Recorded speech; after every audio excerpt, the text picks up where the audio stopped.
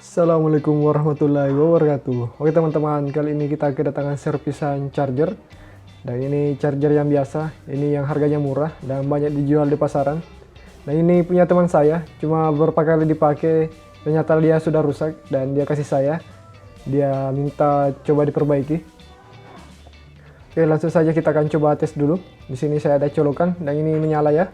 Bisa teman-teman lihat, di sini lampunya menyala. Saya akan coba colok.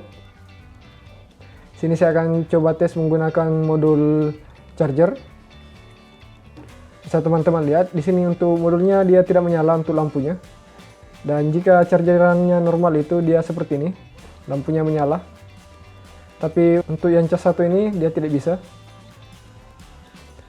Oke, selanjutnya kita akan coba tes untuk bagian soket USB-nya, apakah dia mengeluarkan tegangan. Kita tes menggunakan USB dokter. Dan teman-teman bisa lihat USB adapter juga tidak menyala.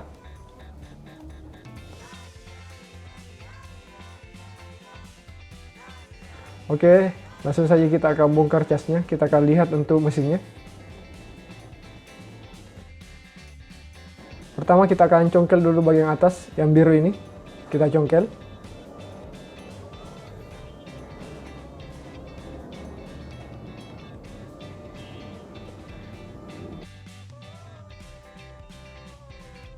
Kemudian mesinnya kita tarik keluar. Jika agak keras kita bisa dibantu menggunakan tang. Dan teman-teman bisa lihat untuk mesin casnya ini komponennya cuma sedikit. Jadi biasanya itu untuk chargeran yang KW atau yang biasa itu mesinnya sedikit, jadi untuk membedakan yang bagus dan tidak itu kita bisa cek di beratnya. Jika casnya itu berat, kemungkinan besar dia ori. Jika ringan, sudah pasti itu casnya itu palsu. Di sini bisa kita lihat beberapa komponen. Dan di sini komponennya tidak ada yang terbakar.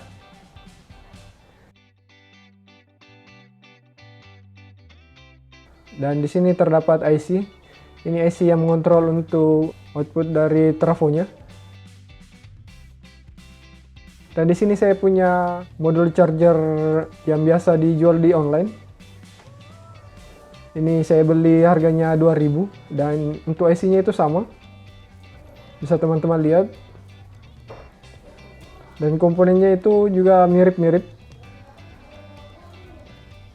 Jadi untuk mesin casnya ini hampir mirip dengan mesin cas yang dijual di pasaran yang harga 2000.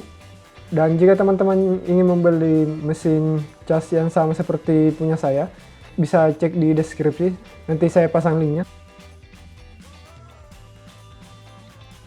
Oke, di sini pertama saya akan coba ukur dulu untuk beberapa komponen. Yang pertama itu kita akan cek dulu untuk bagian dioda. Di sini kita cek untuk kaki bagian AC dan output DC. Kita cek apakah ada yang short. Dan sepertinya untuk diodanya ini dia normal. Kita balik untuk polaritasnya. Oh, maaf, di sini kameranya sempat jatuh. Jadi saya perbaiki lagi. Oke, di sini kita ulang. Dan teman-teman bisa lihat jika lampu avometer itu dia menyala, artinya dia short. Tapi di sini untuk avometernya lampunya tidak menyala dan angkanya juga tidak nol.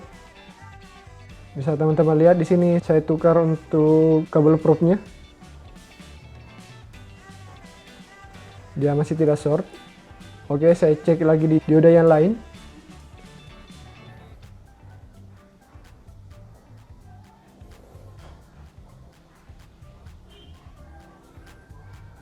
Untuk pengecekan dioda itu kita harus bolak-balik.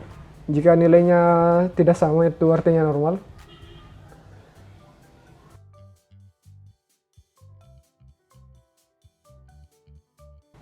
Oke, selanjutnya saya akan coba cek untuk bagian lilitan trafo, bagian primer.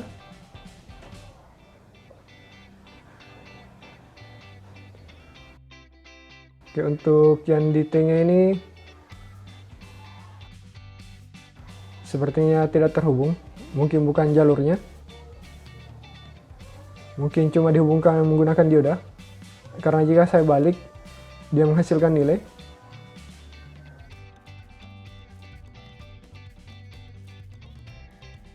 Saya akan coba cek dulu.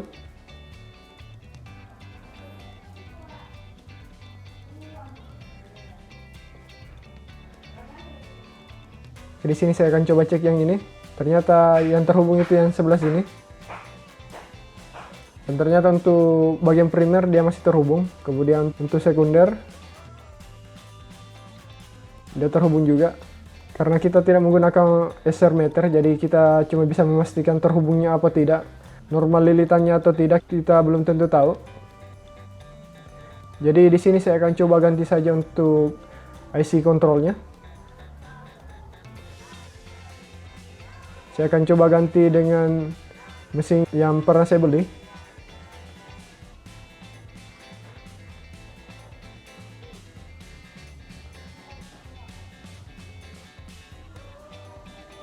Di sini saya akan solder dulu.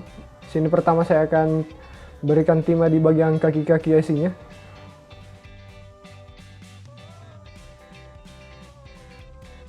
Dan untuk mempermudah saat pengangkatan kita bisa jepit di PCB holder.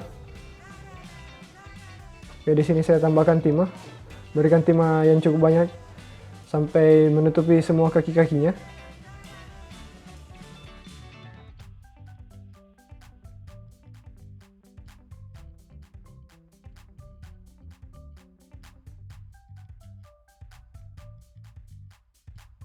Kemudian kita ambil pinset sambil kita solder kakinya sampai dia terangkat seperti ini. Kemudian kita bisa bersihkan sisa-sisa timah yang tadi menggunakan gold wig, bisa juga menggunakan sedotan timah. Tapi di sini saya punya gold wig, jadi saya pakai gold wig saja.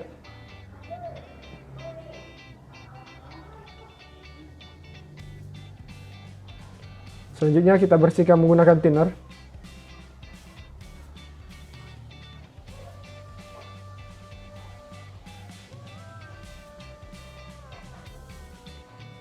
Oke, lanjut kita akan ambil IC yang di mesin cas yang tadi. Caranya sama seperti yang tadi kita lakukan.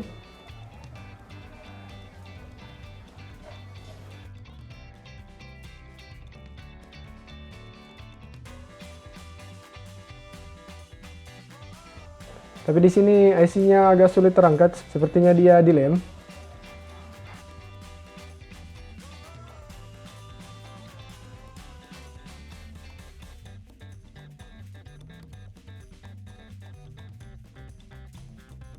Oke, di sini saya akan coba congkel saja menggunakan pisau sambil saya solder. Oke, betul, ternyata dia dilem. Oke, kita bersihkan lagi untuk sisa-sisa timah di kaki IC-nya.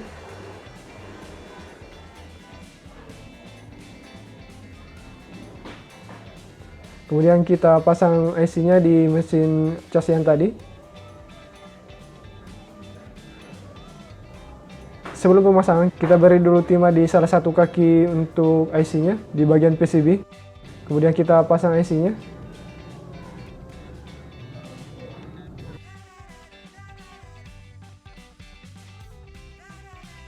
Kemudian kita solder. Ini supaya IC-nya tidak goyang, kita solder semua kakinya. Jangan kita langsung beri timah semua. Biasanya IC-nya tidak presisi dan kakinya agak terangkat.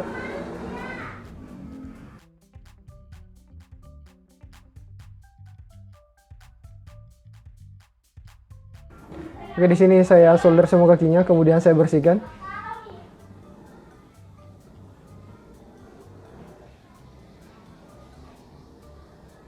Kemudian saya keringkan.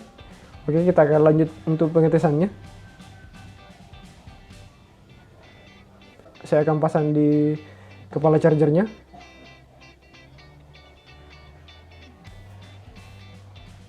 Pastikan untuk mesinnya itu dia pas, jangan sampai miring.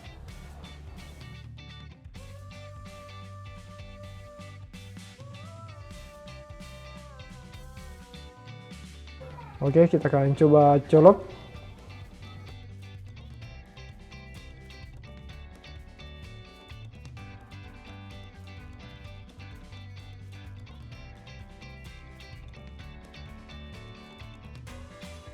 Ya, lampu colokannya menyala dan sepertinya casnya tidak meledak. Oke, kita akan coba tes pasang modulnya.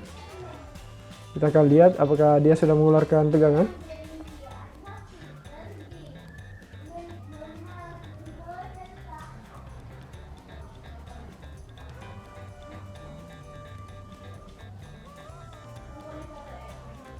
Sepertinya hasilnya masih sama. Modulnya masih mati.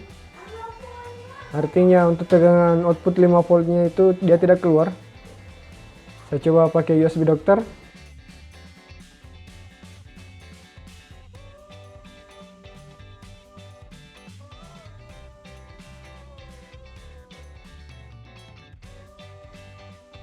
Ya, hasilnya masih sama.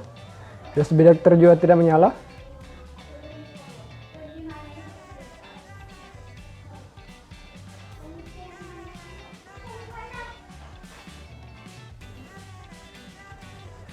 Oke, di sini saya akan coba cek dulu apa yang bermasalah. Saya lepaskan dulu untuk mesinnya.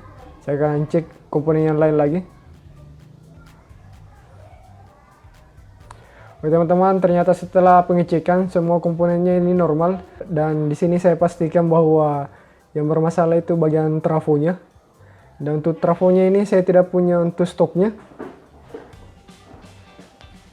Jadi kita akan ganti saja satu set papan casnya.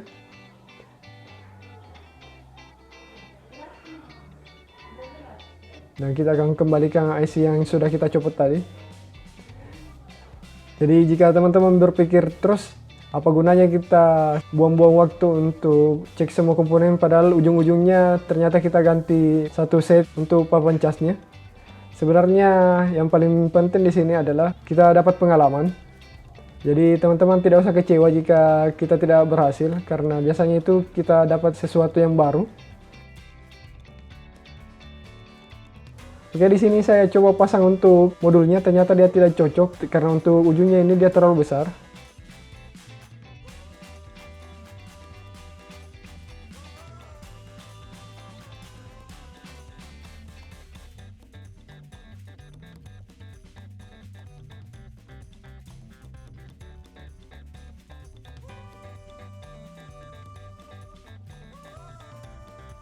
Dan di sini saya punya solusinya. Saya punya stok yang lain dan modelnya itu agak berbeda. Ujungnya agak kecil.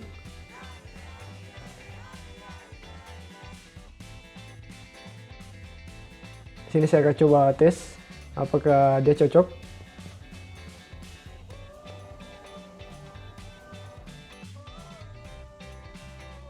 Ya, ternyata dia cocok. Tapi dia terlalu pas. Nanti saya akan coba tes apakah untuk penutupnya itu dia bisa tertutup.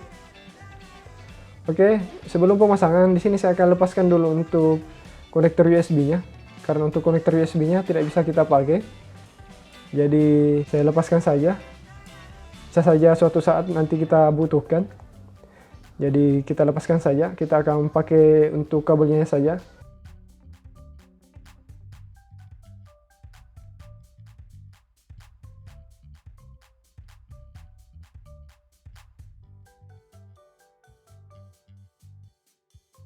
Untuk bagian positif dan negatif bisa diperhatikan. Negatif itu biasanya terhubung dengan bodi USB. Oke, di sini saya pasang untuk mesinnya.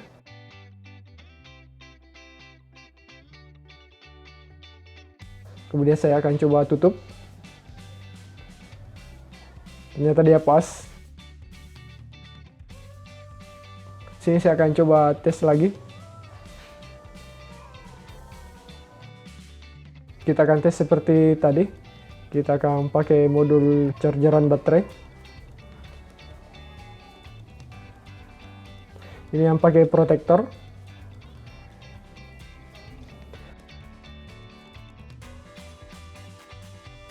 Oke, bisa teman-teman lihat.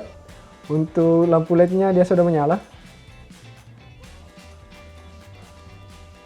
Ya, bisa teman-teman perhatikan. Ini lampunya, untuk bagian colokannya, bisa teman-teman lihat.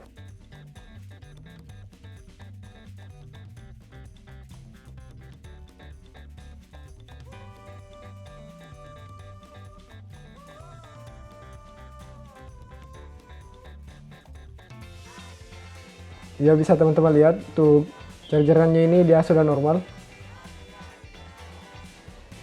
Jadi untuk teman-teman yang punya cas seperti ini, saya sarankan jangan digunakan untuk di smartphone-nya karena sangat amat berbahaya.